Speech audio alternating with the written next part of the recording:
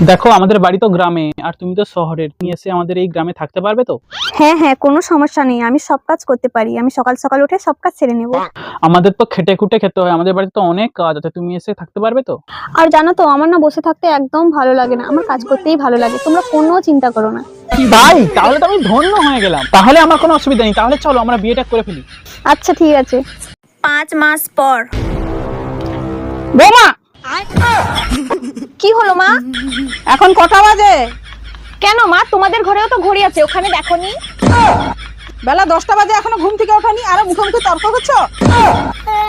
সবসময় তো মোবাইল নিয়ে পড়ে থাকো, একটু সময় বার করে ঘরে কাজ বাজগুলো তো করতে পারো।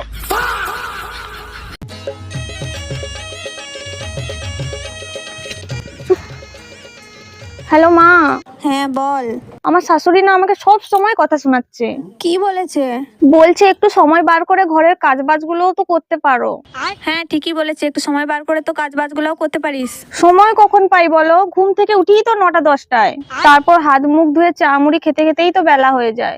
এরপরে ঘুম থেকে উঠি সন্ধ্যেবেলা মুড়ি খাওয়ার সময় হয়ে যায়। এরপর তো একটু খেয়ে দিয়ে রেস্ট নিতে হবে বলো। আমারও তো ইচ্ছে করে যে একটু মোবাইল টোবাইল দেখি, তারপর মোবাইল দেখতে দেখতেই রাতের খাওয়ার সময় হয়ে যায়। তারপর তো খেয়ে ঘুমাতে হয়। তাহলে তুমিই বলো আমি কখন সময় পাবো কাজ করার?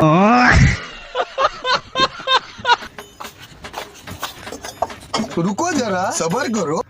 আরে মা, তুমি রান্না করছো? ওঠো ওঠো, আমি করে দিচ্ছি। থাক, রান্না হয়ে গেছে।